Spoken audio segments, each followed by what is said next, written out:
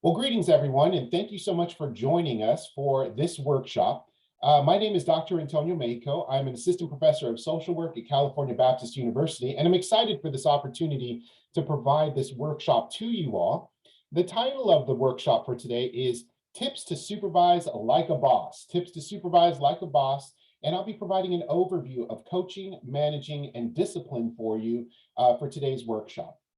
So just a little bit of background about me. For the past 15 years, I've worked in the fields of child welfare, juvenile justice, and mental health. And over the course of my career, I found myself shifting from providing direct service or case management and working directly with clients to supervising teams throughout my career. And as I moved through a series of promotions over the course of 15 years, one of the things that I found was that at least in the field of child welfare and in my career, that oftentimes when you were promoted into a leadership position, such as a supervisor, a manager, a director, executive director roles, there was quite a bit of learning involved, right? Distinct skills that I learned over the course of my career that aided in my success as a supervisor. And one of the tips that I'd like to provide you in this workshop today is the discussion around coaching, managing, and discipline. And so I appreciate you joining me for this topic today. My goal is that the information that I provide you with, you may find useful in your own role as a supervisor or a leader within your organization. So without further ado, I'll go ahead and move through our content today. Now, before we dive into our discussion on coaching, managing, and discipline, I'd like to do a quick reflection activity with you all. I'm going to ask you to think about the first leadership role that you ever had. So I'd like you to stop for a moment, kind of just close your eyes and think about what was the first role that you were ever given where you were given a little bit more of a leadership responsibility. You were tasked with overseeing either a group of folks, a particular project, whatever the case is. It doesn't matter if you were 15 or you were 50. It doesn't matter if that was fast food, warehouse work, whatever the case was. What was the first role that you were given in your life where you had a responsibility to lead others? And I'd like you to reflect on how did you feel when you were first told that you had been promoted? So think about that for a second, right? Um, think about the feelings that you had maybe of excitement, right? That someone had seen something in you in a leadership role and said, I think that you would be great at leading others. I think that you have a skill set that we'd like to develop. We'd like to invest in you by promoting you, and you may have felt really excited and honored, right? And maybe shortly after that experience, you also had a brief moment of panic, like, right now what, right? What do I do now in this leadership role? The second question I'd ask you to consider then is think about the best supervisor you've ever had. So close your eyes and kind of think for a minute. Maybe you can see that person, you can hear that person's voice, but think about the best supervisor you ever had. And now I'm going to ask you to consider, what did that person say or do that left such a positive impression on you, right? Maybe there was a phrase, maybe they poured time into developing you as an employee. Maybe they were always optimistic. Maybe they were clear in their expectations and defining those for the team. Maybe they led by example. So they were also a positive role model in your life. Maybe they inspired you to want to do your best work, right? Think about that experience with your best supervisor and what it is that they did for you. Now, the last question is, now think about the worst supervisor you ever had. What did that person say or do that left such a negative impression on you, right? Think about maybe there were some things that that supervisor may have said or done, or was the style or demeanor of how they went about their work that you found less positive, right? I relate a lot of these experiences in this reflection activity to our own personal experiences, not only of being a supervisor, but also having been supervised, right, throughout our careers. There are many times that we learn from all of these experiences. I know for myself, especially, like I said, in the field of child welfare and where I've worked, oftentimes I have found that individuals are promoted because they're good at what they do, right? So for example, when I was a case manager, I loved working with children and families. I tended to yield positive results with that. The outcomes of my cases were positive. And eventually my supervisor says, I see this trend, right, of positive outcomes for your families. I would like for you to lead another team. And so congratulations, you're promoted to supervisor. And I was all excited, right, and ready to go. And then many of us feel this way when we move into a supervisor role, then our boss tells us, now go, right? Go and do it, go and be a supervisor. But we stop for a second and we think, oh my gosh, how do I do that, right? And so there's often a mixed sort of bag of feelings associated with that first promotion. I can tell you over the course of my career, there are certainly supervisors that when I look back, I can really attribute to my own professional growth and development. And I'm grateful for those supervisors, right? They were inspiring. They made me want to be the best version of myself professionally. And I'm so grateful for the lessons that they taught me. I also think over the course of my career that it was sometimes through those experiences, those negative experiences with a supervisor, that I came to realize that I learned equally as much, if not more in some cases, from those negative experiences.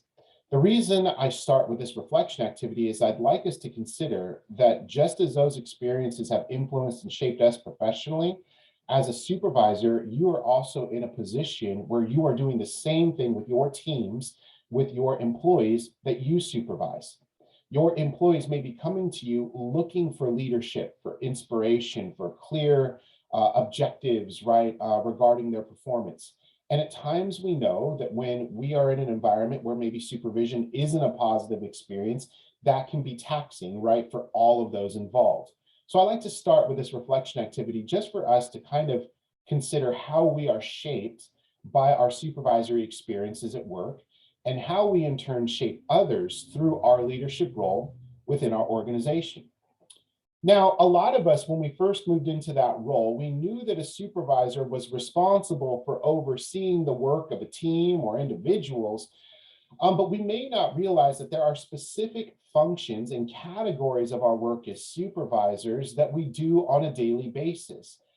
We may be aware of the long task list, right, that's involved in our leadership of others, but sometimes it's helpful to actually dig deeper into what are those categories involved with the daily functions of being a supervisor and how do they impact, right, our interactions with others.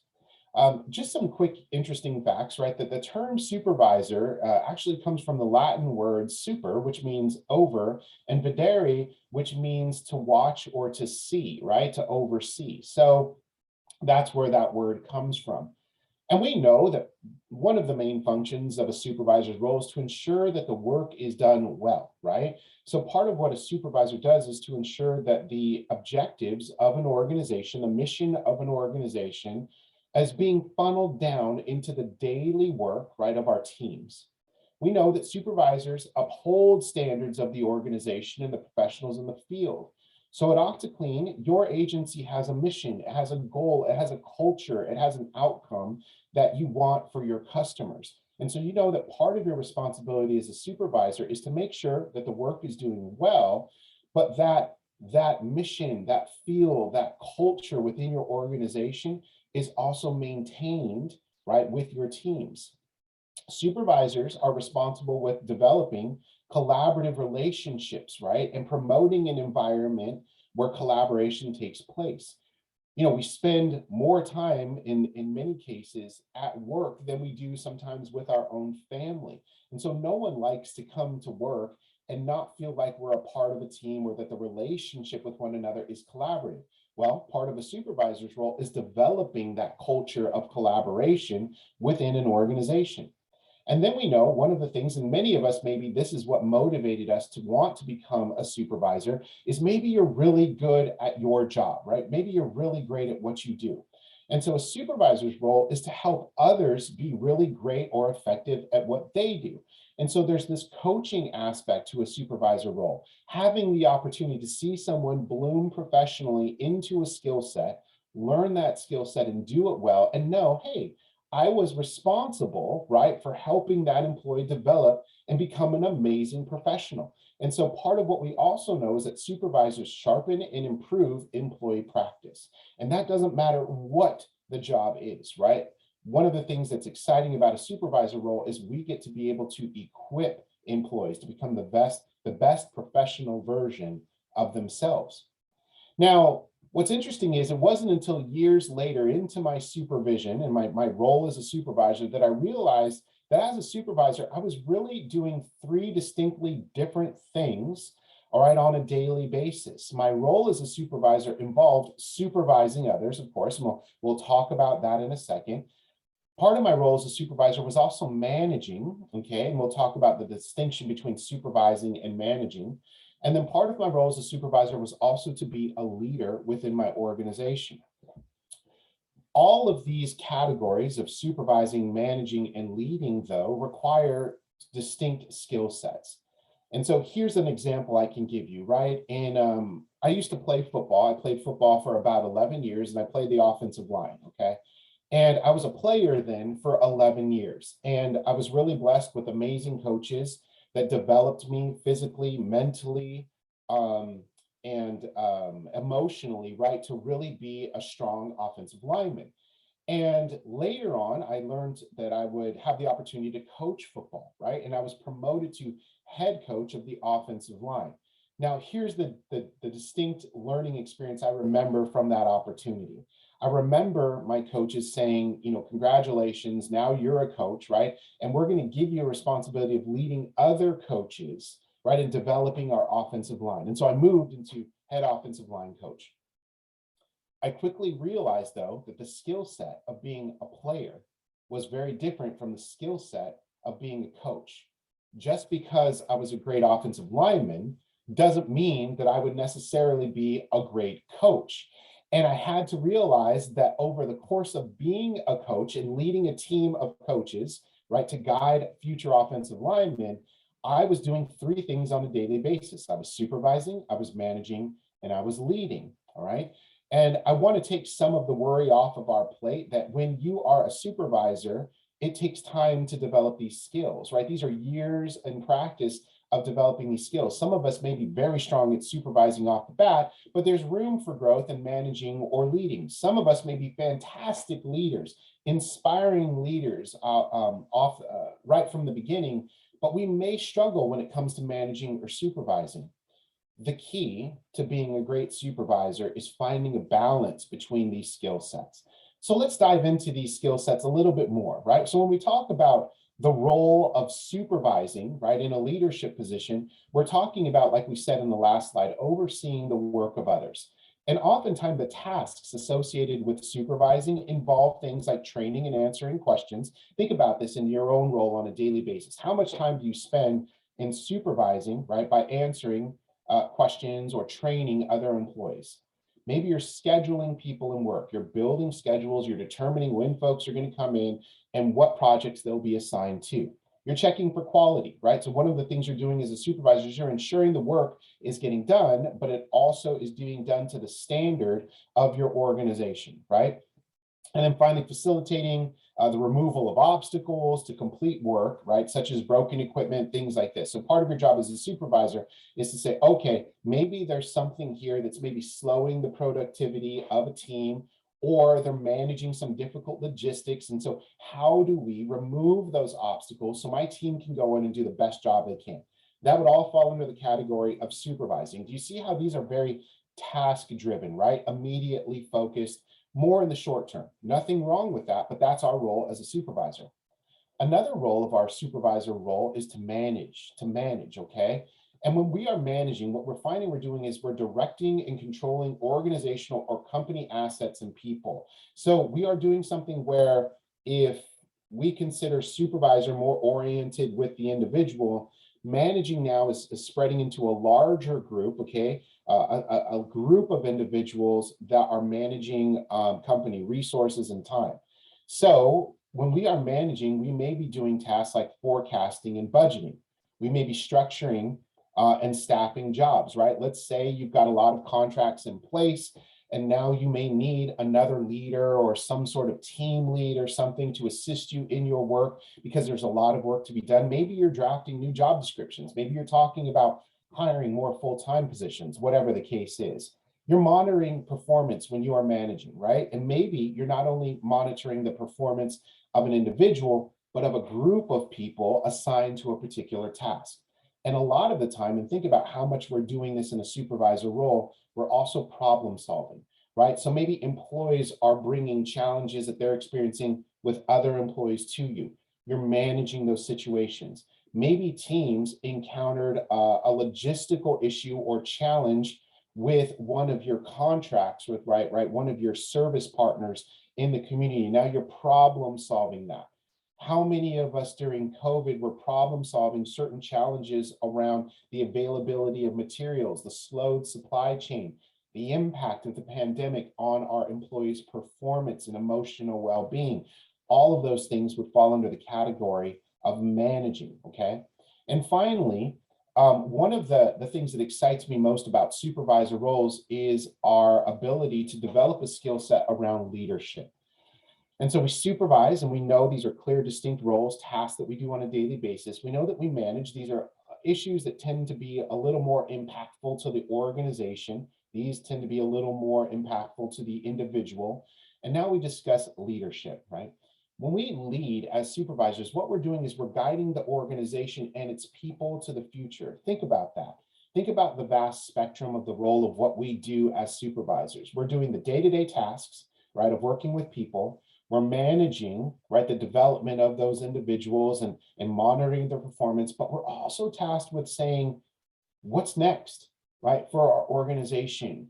Where are there opportunities ahead for our organization to be able to thrive, right? To move beyond the stage that we're in now? What are our possibilities for the future?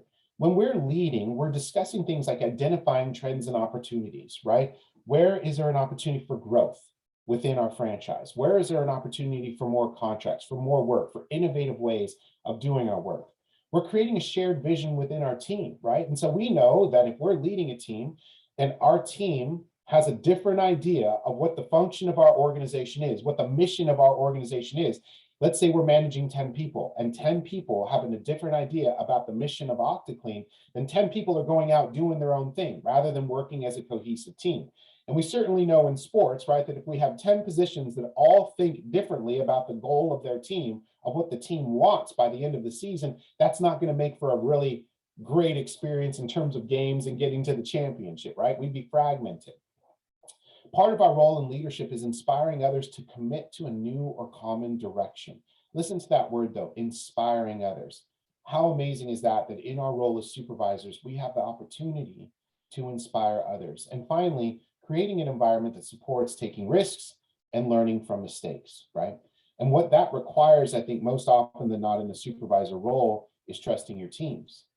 And so if you notice then, on a daily basis, these three tasks, though we tend to move through them rather seamlessly on a daily basis, are very distinct in their skill sets, aren't they? It's different, right? Your approach to your work when you are leading teams than maybe when you're supervising them. And that's what I mean, that over the course of your career in a leadership position, it was helpful for me to learn that some of the tasks that I was doing in my leadership role fell into these categories of supervising, and they take time and resources and energy. But other times I was leading, right? And if you were able over the course of your career to begin to kind of consider, where are my strengths in these areas and where are there opportunities for growth?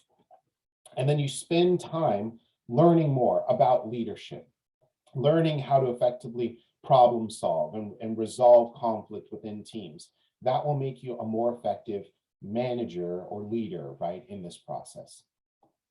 Now, here's the thing about supervision. While we're growing in the role and focusing on developing ourselves in these three areas of supervising, managing, and leading, we know that our employees may have a very distinct impression of how they experience us, right? And so let's go back to that. It was the third question in our reflective activity. Think about the worst boss you ever had and what did they do to leave such a negative impression on you, right? And so we know that there are sometimes some negative perceptions of a supervisor and of supervision in general. So while we may see our role as accomplishing these three things, developing our skill sets to be the best leaders we can, that doesn't mean that that's been the experience of other individuals that we're leading, right? Sometimes we may be asking this question, I've supported my supervisor, my teams to the nth degree, right? I'm always there for them. I want to be positive. I want to be inspiring. But why is it that some of my employees just don't care for supervision, right? Or to engage with supervisory roles in the workplace? Well, that's because many individuals, not just ourselves, have had negative experiences around supervision. And so sometimes we know that the negative Nancy, right, is a view of a supervisor that people say, well, look, supervisors just come in and they want to point out what's wrong, what's not working, right? Being deficit-based is the way that we refer to that within our leadership role. So some people have said, look, I've come out of work climates and organizations where everything was deficit-based. The focus is on what wasn't working, right?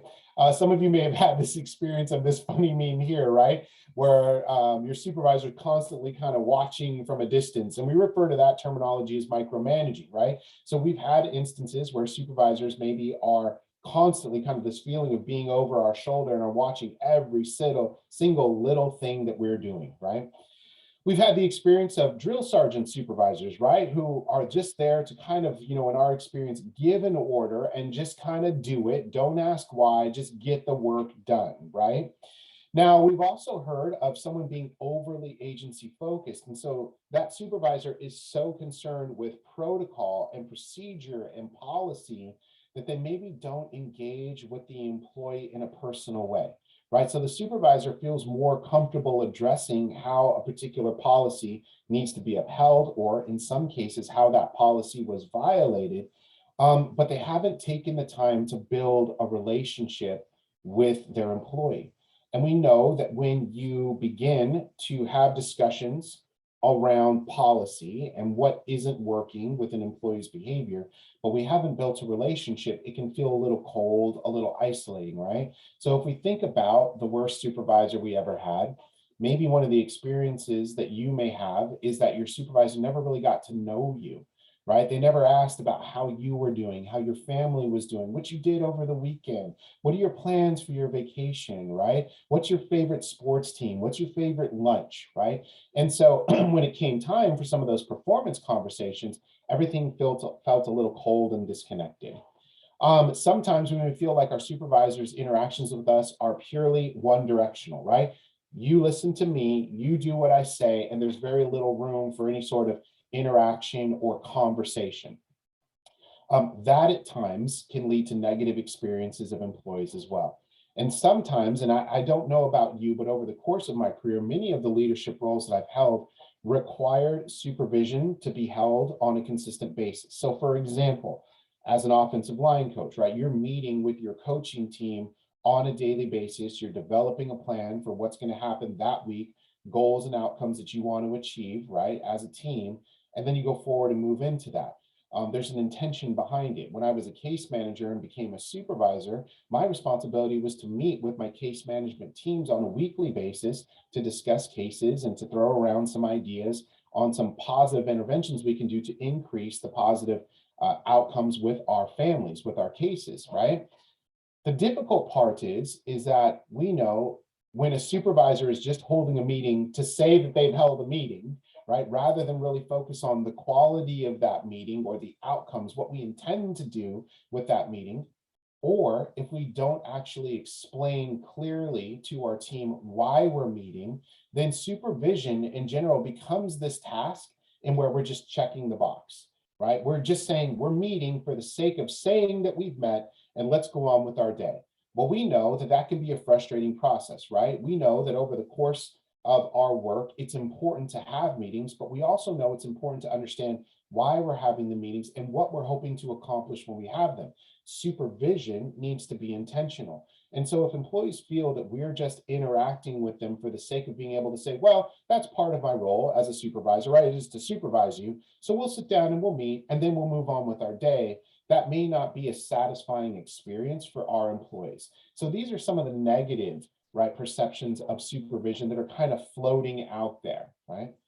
Now, I want to share a little bit about the model of supervision. Now, many times we think about our role as supervisor as being one big role, right, of where we're doing a bunch of tasks at any given time, and it all falls under the category of just being a supervisor. That's what I certainly thought of supervision when I was new to a supervisor role. You are managing paychecks and you're hiring and you're firing and you're inspecting work, and we're talking about unified vision, but all of that is a supervisor role. Well, now we've learned there's the three distinct skill sets of supervising, managing, and leading, but there's actually three different models or categories of supervision that are important for us to understand, right? As supervisors, some of the work we do is educational. Some of what we do in our supervision is we're being supportive, and some of what we're doing is administrative, okay? Now, the reason I bring this up is because if we realize that we're human beings with our own interests and our own likes and dislikes, we also recognize that there are some bits of our roles as leaders that we enjoy doing more than others. And early in my supervisor role, I couldn't really distinguish between why I was feeling overwhelmed or why I was feeling excited about the work I was doing, until I realized that under a model of supervision, some of what I was doing was educational, supportive, and administrative. And what I found was I very much enjoyed doing the educational aspect of supervision. I understood why we were doing the administrative. And probably one of the things that I maybe struggled with or with the opportunity to do the most of, to develop more of, was the supportive role of supervision, okay? And so for you, when you think about the role of educational, supportive, or administrative tasks that you have as a supervisor, it might be helpful for you as I read through these lists to discover, yes, maybe I find the most satisfaction, gratification in my work in the supportive role of supervision, or I definitely love, right, talking about policy and building policies and educating our staff on policies. And maybe this is where I find the most joy in my work.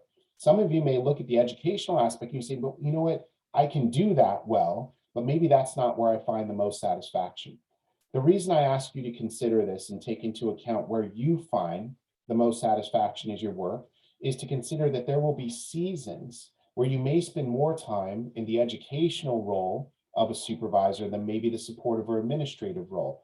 Or sometimes where work is going to feel really administrative heavy, right? Think about COVID and all the restrictions related to healthcare screening and personal protection and all of these other things. Our guidelines were changing on a daily basis, right? Of where do you wear a mask? What are vaccination records supposed to look like? Where are we supposed to have them? How does that impact our work on a daily basis? And so we may have been reacting, if you will, to a lot of policy changes, the administrative component of our role, and that may not have been our most favorite aspect of our jobs, yet it was necessary and it occupied a lot of our time. When we understand where we are day to day in our work as a supervisor within these categories, we start to understand, okay, maybe that's why I'm feeling so rejuvenated by my work, or maybe that's why I'm feeling like it's a bit of a grind today, right? Because I've spent 8 hours just dealing with administrative oversight rather than getting in there and educating my teams, right? So here are some things to think about. When we're in an educational mode, as a supervisor, we're doing things like decreasing ignorance. And what that means is we're teaching, we're increasing knowledge, right? So if someone's assigned to a task or a role or a skill, they have one job to do on a team, we're teaching them how to do that job well. We're increasing their skills, right? At times, maybe we're asking them to reflect on how they think they're doing in their role. So if we get a new employee, and let's say they're within their first 90 days of employment, they're learning their skill sets, they're getting better daily, right, at their job. Part of what we're doing in educational is asking, how do you think you are doing? How are those first 90 days going for you over here at Octoclean? What do you need to be successful? And you see how for many of us, if we are maybe extroverted or we enjoy working with individuals, right, asking employees to reflect on how they're doing, their own performance, their own development can be an exciting venture, right? We're exploring interventions and outcomes, right? So we're talking about what will it take for that employee to continue to develop in their role and be successful within their job. Supportive role of supervision is a little bit different. Here, we're addressing things like morale and job satisfaction, right? We're considering what motivates someone to not only come to work for a paycheck, but to come to work because they believe in the mission of the organization, right?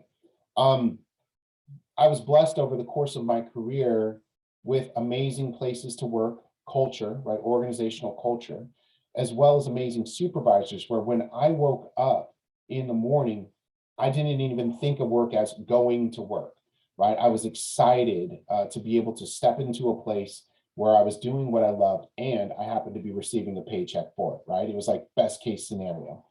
Part of what we're doing when we're supporting in the role of a supervisor is we're mitigating stress. Think about that. And think about how time consuming this one line here of mitigating stress has been for us in the past 2 years, right? Where mitigating stress means that we're assisting employees in managing the daily stress that they're dealing with and also bringing into their work every day. And think about how COVID in particular has increased for many individuals, including ourselves, the amount of stress that we experience on a daily basis. So think about how difficult that's been, right, for you as a supervisor. Not only are you assisting your teams with mitigating stress in the workplace or the stress in their own lives as they come into the office every day, but what you've also been doing is trying to mitigate your own, right? Part of what we're doing in a supportive role is identifying and avoiding, addressing burnout with our employees, right? Even the best employee over a period of time may experience what we call burnout or fatigue, right? In terms of being excited about the work that they're doing. And so we're assisting employees with that. What we're doing sometimes is trying to balance, find a balance between autonomy and accountability. We want folks as individuals, as employees to feel as though they have a certain level of autonomy, right? We don't want them to feel like every aspect of their job is controlled on a daily basis, but we also realize that we work within an organization where accountability is key, right? Everyone still needs to uphold the policies and ultimately the mission of an organization. And so how do we find a balance between autonomy and accountability? You're searching for that in your interactions with your employees. And finally, then the administrative component, right, is adherence to policy and procedures. That especially, let's continue to use COVID as an example, that when there is a face covering requirement or gloves that we wear or eye protection or whatever the case is, that those policies remain intact because they're essential to our consumers to know that we're going to adhere to those policies. And so you're making sure that all of this is happening. Now, what I found then is over the course of my career, just as I said before, sometimes it'll seem like our entire week is consumed with the administrative.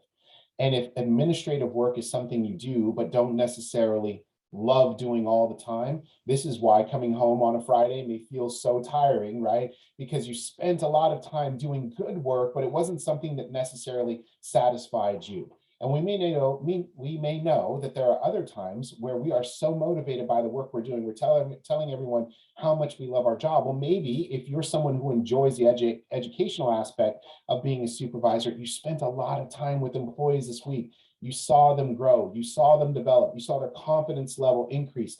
The goals that you set for your team were met. And so maybe that's why you feel so satisfied at work.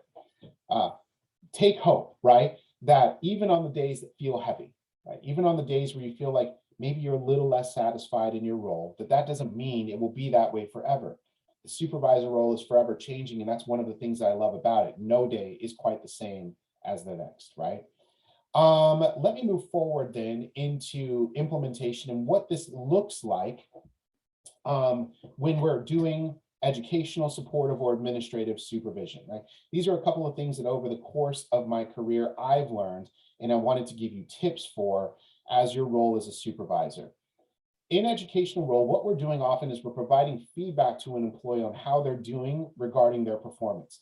One of the things to keep in mind is feedback as a supervisor should be specific and timely. No one likes to receive feedback on their role, something they could have done better like 3 months after they did something, right? It becomes a really awkward conversation as a supervisor where you sit down and you say, so Fred, remember 3 months ago when you came to work a little late and you told me that you had car trouble? Could you do me a favor and start coming in on time?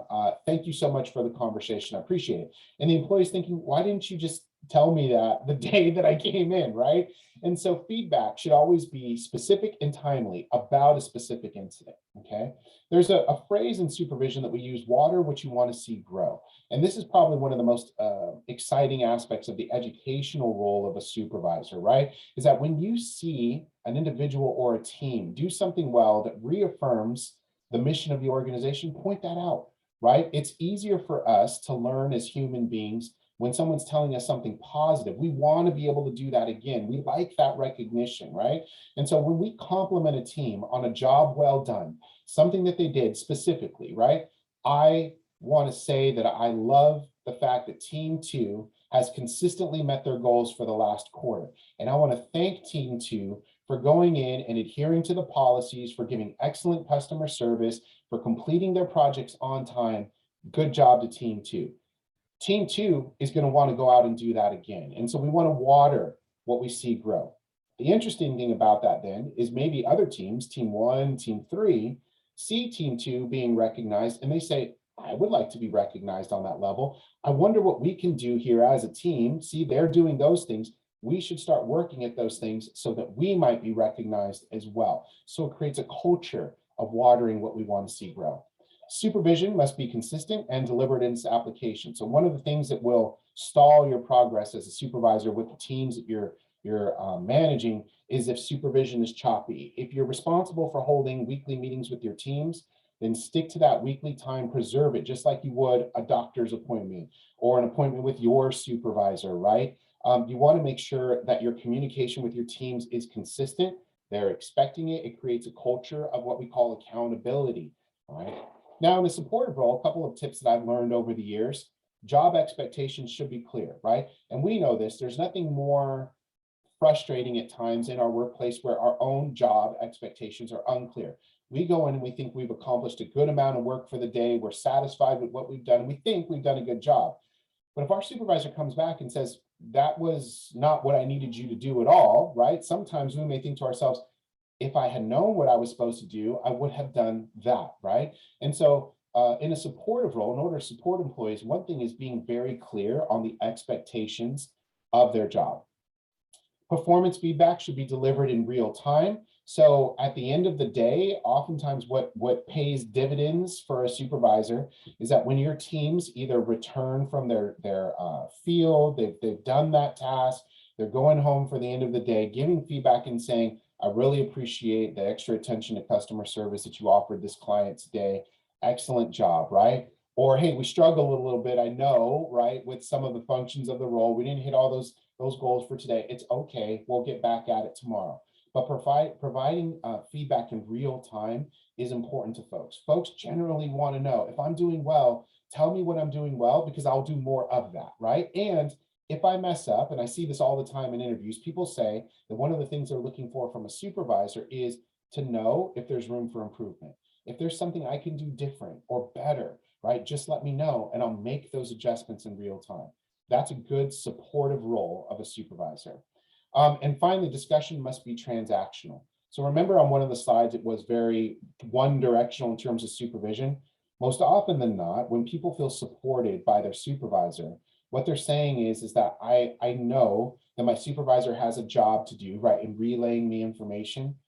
And my supervisor also gives me opportunities to engage in dialogue with them, right? That maybe if I didn't meet a goal or an expectation that day for a project, they're willing to hear what impacted that goal that day. Maybe there was something beyond my control that I could not effectively change about my day that led to that goal not being met. And just even having the opportunity to discuss that with my supervisor makes me feel supported, okay? And finally, when it comes to administrative aspects, there's a saying that helped me early on in my supervision. As a supervisor, we can be firm in policy, but flexible in procedure. Think about that, firm in policy, but flexible in procedure. So what I've learned over the course of my years in leadership positions is that sometimes some employees are really great at getting the job done in one particular style. Maybe their personality is different, the way that they build relationships with teams. And so you could have three different employees. They all are aware of the policy that's in place for your organization, but they may have three distinctly different styles in how they go about doing their work. Early on in my supervisor experience, I started to think at first that everyone had to do the job the same way. Otherwise, the policy wouldn't be upheld. And what I started to realize was the policy was an overarching focus for our organization. Maybe the policy is excellent customer service, right, with our consumers. But we know that employees have different styles, right? And so they get to know one of their consumers, and maybe one employee's style of providing excellent customer service is joking, right? And having a positive back and forth relationship with their client, making them laugh, and their client likes laughing. And they also trust that Octoclean is getting the job done on a daily basis. But maybe someone else, their role is direct communication and just what is your need and how do we meet that need for you, right? And so excellent customer service will look different based on the client, but allowing a little bit of autonomy for some of our employees, the flexibility to be able to uphold that policy in a way that yields to their strengths would be essential.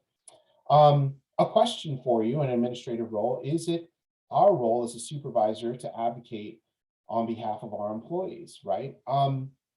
And that's a good question, right? Sometimes a supervisor may feel conflicted because they're saying, well, I'm reporting up to my boss in the organization, and I'm also responsible for leading an employee.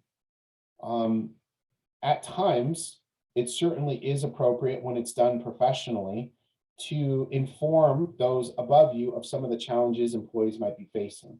So for example, in the field of case management, for me, it was not uncommon that caseloads, right, the number of families that case managers are working with would increase exponentially.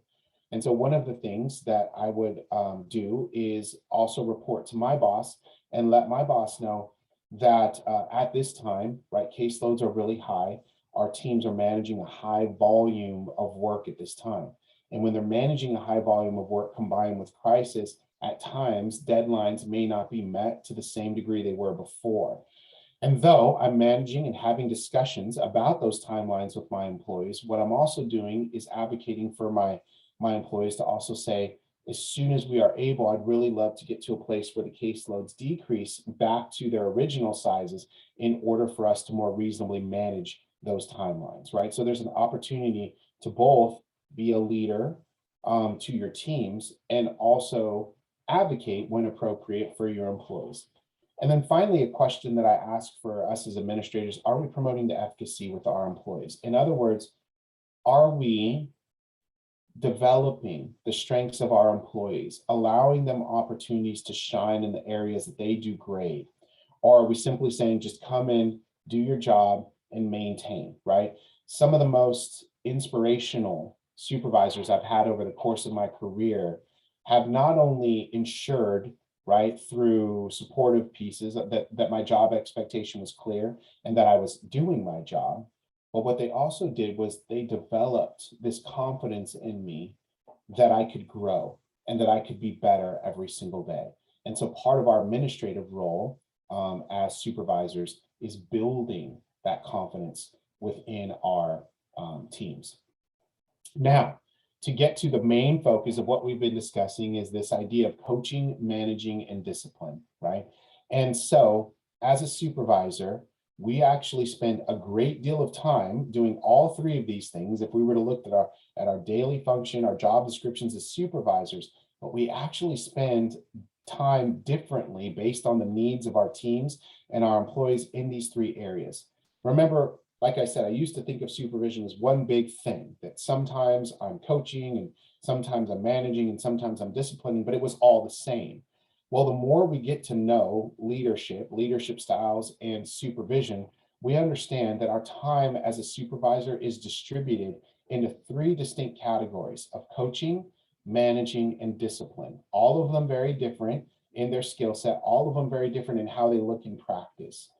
There's a term in the medical field called PRNADA, or PRN is what it's referred to, and it just means as needed. So sometimes a doctor may prescribe medication that you just take as you need it. When we're coaching employees, it's actually not the same as when we're managing or when we're disciplining them. It's a distinct skill set that we're doing. And so I'd like you to think about some of the teams that you supervise, maybe some of the employees that you supervise, and think about employees where you're having real-time conversations, you're coaching them on their job, right? There's a light application in what you're giving them. These aren't heavy, deep conversations. They're not disciplinary. They're not really severe. What you're doing is just giving tips to an employee and how they can be better in their role. And after you give those tips on how they can be better in their role, the employee takes that feedback, implements it into their role, and the issue is resolved. If that's the case, if that's the level of conversation you're having with your employees, you are in the coaching stage of supervision with them, the coaching stage, okay? Give you a really quick example. One of the jobs that I had early on in high school, I was a car guy, I still am, and I love detailing cars. That's like really satisfying for me. So I used to detail cars for a little while. And I had a supervisor that was teaching me the ins and outs of how to detail a vehicle in a professional way with good results. They were coaching me, okay? So they would watch me detailing the car and they would say, try this product on that kind of surface, right? Get in there with this kind of tool to be able to clean it, follow these steps in this order. Good job, right? Now, show me the next vehicle. And then I would do it. That's coaching, right? We weren't talking about fit with the organization. We weren't talking about chronic employee challenges, right? We weren't talking about a behavioral concern. They were just giving me tips that I could implement and be better. That's the coaching stage.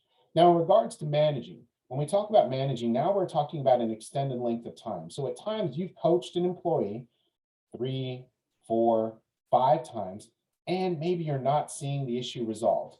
At that point, you're moving into a stage of supervision that we refer to as managing. The length of time of discussions around coaching have increased, and you've not necessarily seen adequate results. At that point, you've moved into the managing stage, okay? The depth of coaching begins to increase. You're going deeper into the conversations, right? So now my supervisors may be asking, hey, Antonio, I had asked you to use that product and those tools on this kind of surface, right? To get that surface extra clean for the customer. But you didn't do that, right? So I'm just wondering, what is the obstacle? What's preventing you from doing what I asked, right? The depth of coaching has now increased, okay? It's careful. I would advise for supervisors that in the managing stage, here's something that can happen. And this leads to frustration on the supervisor's part. If you find yourselves having more conversations with an employee, all right, about coaching and less output from that employee about actually implementing what you've coached them on, there's more input on your part than output on the employees. This is where you can feel as though you're frustrated and you're spinning your wheels, okay? That means you're kind of tipping onto the next stage here to discuss about discipline, all right? You're approaching that category. There's something to consider with that, okay? If you're having consistent conversations, now you are managing an employee, you're no longer coaching them because you provided opportunities for improvement in their job. You've been clear in your expectations, you've been supportive in your role, but you're still not getting that output. One thing to assess is how coachable is this employee? At times, I've worked with individuals who are highly coachable. They're open to the feedback. They actually seek the feedback. They want to be better, but maybe they just have difficulty doing that particular skill set. It's not their jam, right? They're not the best at it. But at times, I've also worked with other employees who maybe they're really great at what they do. They're just not interested in doing something any differently, okay? That would be an issue of coachability. In such cases then, what I would say is when you run into a situation where you're doing a lot of input, you're having a lot of conversations, but very little is changing in regard to employee output, and you also determine that that employee is not necessarily really coachable, you may find yourself moving into the discipline stage of supervision. Discipline. Now, Discipline can look like three things, right? Forms of discipline can be written through sometimes what's referred to as a write-up. Other agencies may use the term corrective action notice or something like that. Suspension, okay, or termination. We know all of those three things. Or oral, sorry. So part of what we'll say is sometimes discipline is just having an oral conversation and documenting that on some concerns, right? Because you're not seeing the output here. But we'll also distinguish between two types of episodes that can occur that lead to a disciplinary discussion with employees, chronic and acute. So let's talk about those for a second. Um, Actually, in the next slide. What I'd like to discuss here is that oftentimes when we start finding ourselves in the discipline arena of supervision, this can make us a little nervous, and rightfully so, right? We know that sometimes disciplinary conversations can lead to a termination where we ask an employee, right, to leave the organization because of fit or other reasons. And so at times we may dread, one, the conflict that may become inherent in those conversations. No one wants to or likes to fire anyone, right? And so that doesn't always feel great. We're worried about how that's going to feel. But the other component to that is that we may also just be afraid of turnover, that we don't want to see a lot of turnover in our teams leaving or team members being rotated out, right? But I'd like to propose a couple of thoughts. There's actually some reasons for turnover, and there's actually such a thing as healthy turnover, okay? Now, I know that seems a little odd, right? You may say, wait, what? There's such a thing as healthy turnover here? Tell me more about that. And in that case, this is what I would say. Organizations do thrive off of a healthy level of turnover because not everyone leaves an organization because they were fired, right? There are other natural reasons for turnover in an organization that can actually give you opportunities to increase collaboration or build culture within your team. So let me give you some examples, right? Sometimes people leave organizations, or maybe we ask them to leave an organization because of inadequate screening or hiring processes, right? So at times, if we rush the hiring process and we don't assess that a person is a good fit for a team or an organization, we just bring them on because we really need someone in the moment. We may find that long-term, it's not the best fit for the organization. And so either they leave or we end up having to ask them to leave. Sometimes people pursue an education, right? They're going back to school for something, a goal that they have.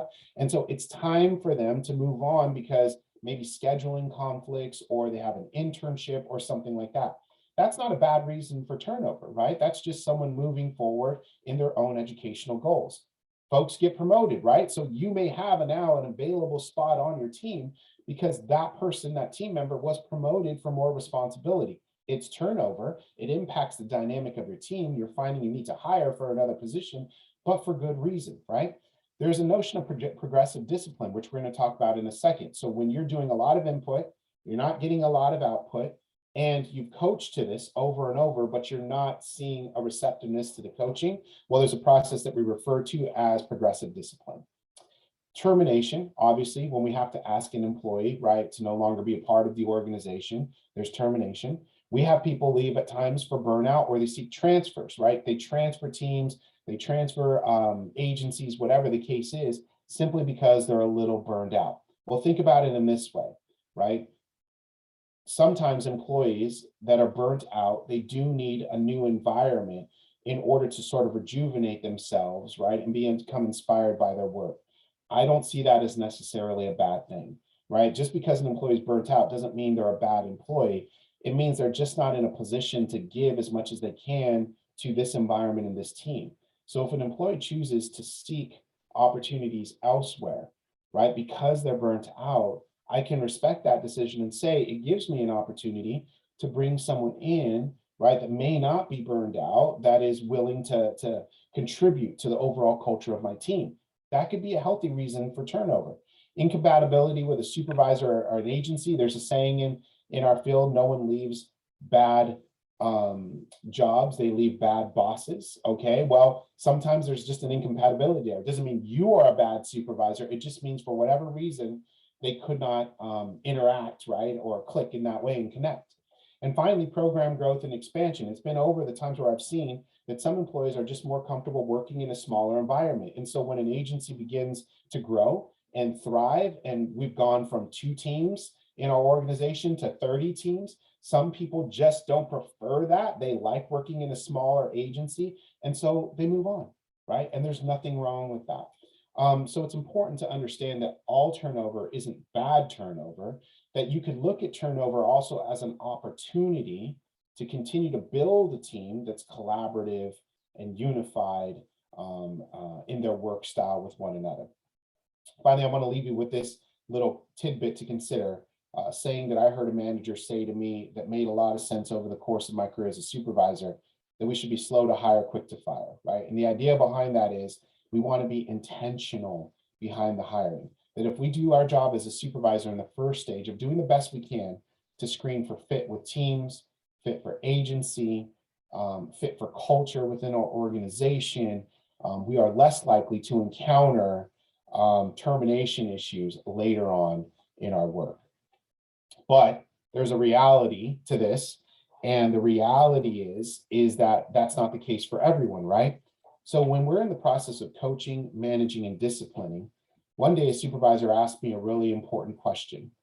I was experiencing a lot of challenges with a particular employee. There was a lot of input on my part, not a lot of output on that part. And the employee, in so many words, had expressed they're not really open to the coaching, okay? And so I was meeting with my supervisor to discuss those concerns. And my supervisor very wisely asked me, Antonio, do you see yourself coaching up or coaching out in this case? She said, because the skill set is 2 different things. If you're coaching up, you're helping an employee reach the best level of performance that you can. If you're coaching out, you realize at this point, this employee may not be a fit for the organization.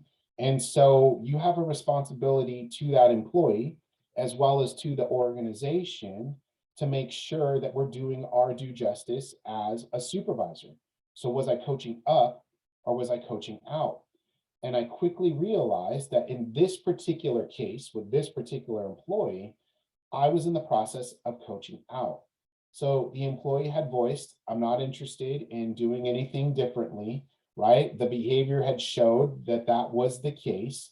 And so no level of coaching up was going to help in this situation. I could give them the tools and opportunities all day to do their job successfully and in alignment with our agency's policy, but that would not change the outcome of the case. And so what this required was for me to begin coaching out.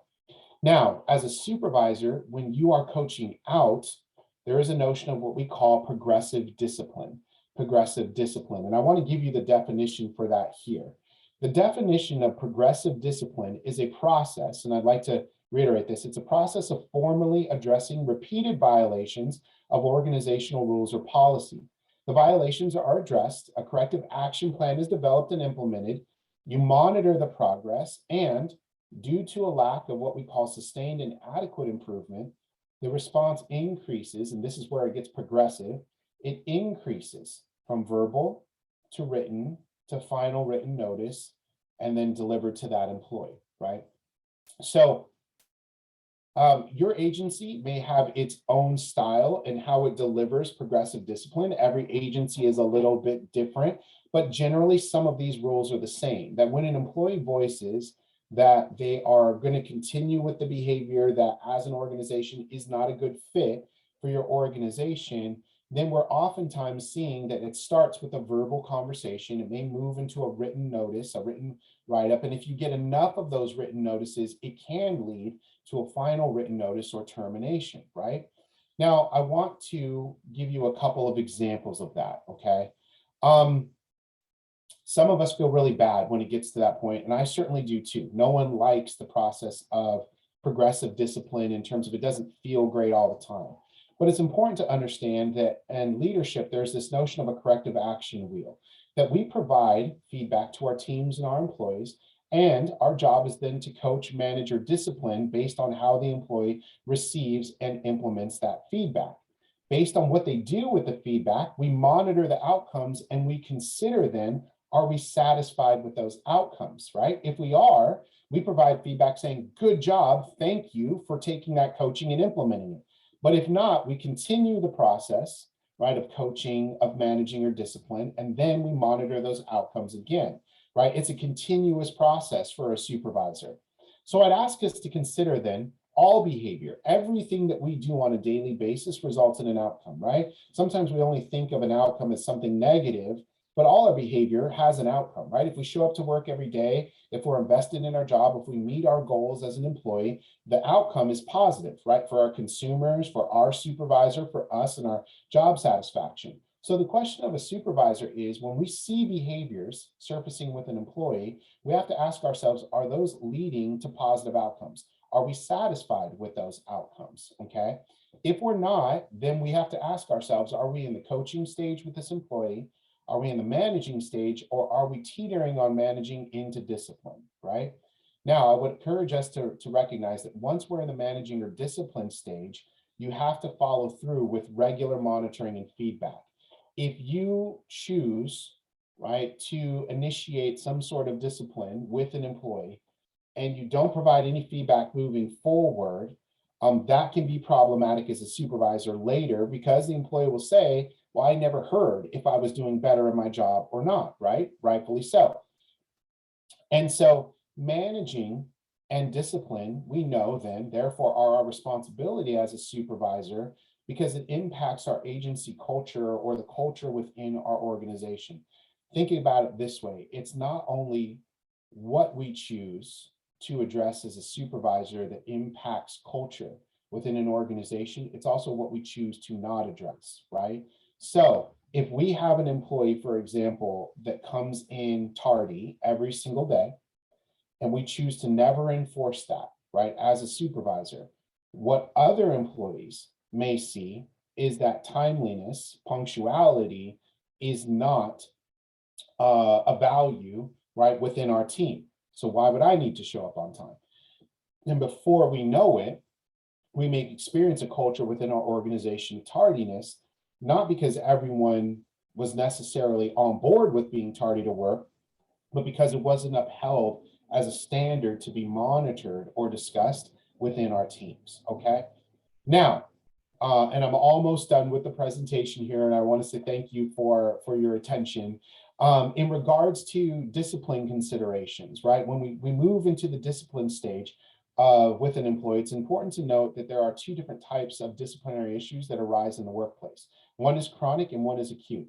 Chronic would be those ongoing issues that occur with an employee, right? So chronic issues may be things like tardiness, it may be things like incomplete work, and maybe things like small personality differences, small conflict issues with other coworkers. They're things that happen, they're smaller issues, they're not major issues, but they happen over an extended period of time. Those would be chronic issues that we may end up disciplining over. And then there's the acute issues. We know those, right? Those are the serious things that require our attention right away. Conflict in the workplace that let's say results in some sort of physical altercation. Well, we know that's going to be acute, right? That's sudden and severe. That's what acute is. And it's going to require our attention almost immediately, right? And so those are some things that we can find ourselves disciplining in the workplace. Here's the thing to understand is that whatever we're doing, when we choose to discipline, we have to be consistent across our application. So as a supervisor, if we choose to have a managing or disciplinary conversation with an employee for chronic tardiness, not showing up to work on time, we have to do that with every employee, right, that is showing up chronically late, right? We can't just do it for one and not the other. Now, the plan that we develop for that employee, though, may vary based on the severity of the incident, right? So obviously, this is me here, right? I gave you these little bitmojis of me. But if I'm showing up and napping on the job, right, and I was caught napping, that may result in a different response from my supervisor than me flipping over my desk and yelling at everyone, right? And so we have to understand that we develop plans based on the severity of the issue, and we want to determine, is this an acute issue or is this chronic, right? Now, a lot of folks may ask this question, though, when I'm dealing with discipline here, can I fire someone on the spot? And I'm going to give you a response to that, right? I would like you to speak with your agency or your supervisor within your organization. And the reason for that is there's not always a distinct issue or response to that. There will be circumstances, certainly, when it is appropriate and warranted to maybe terminate someone on the spot in severe circumstances. However, you shouldn't take a general guideline, right, and say that this is going to be an issue. There are other legal factors to consider in that. There are other labor rights, right, of employees that want to be considered. And so some of you may be asking, since discipline can result in termination, when can I terminate? Can I just terminate someone on the spot? So I'm going to reemphasize this. Please speak with your supervisor, your franchise within your organization to determine what your procedures are should you run into that case. But I hope it doesn't you don't run into it often, right? And so here's what I would say. Over the course of my career, this question I get asked a lot in supervisor trainings is, can I fire someone on the spot? And I'll tell them it really depends. One, check with your organization.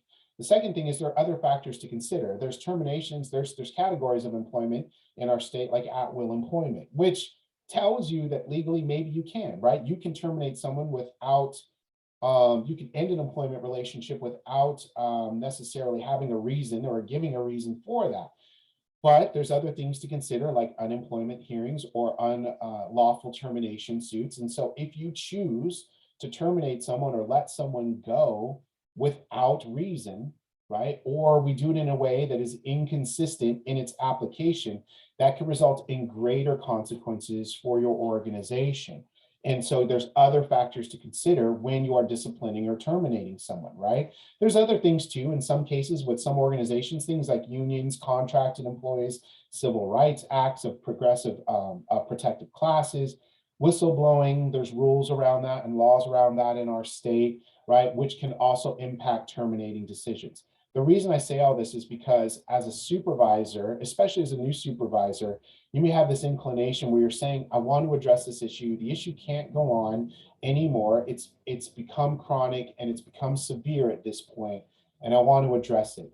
Before you make a decision to terminate someone from your organization, you must consult with your human resources department, your supervisor, whatever the case is, to make sure that your reasoning falls under the guidelines of some of our laws and policies within our state, as well as to make sure that you've been consistent in how you've managed other chronic or acute disciplinary issues moving forward.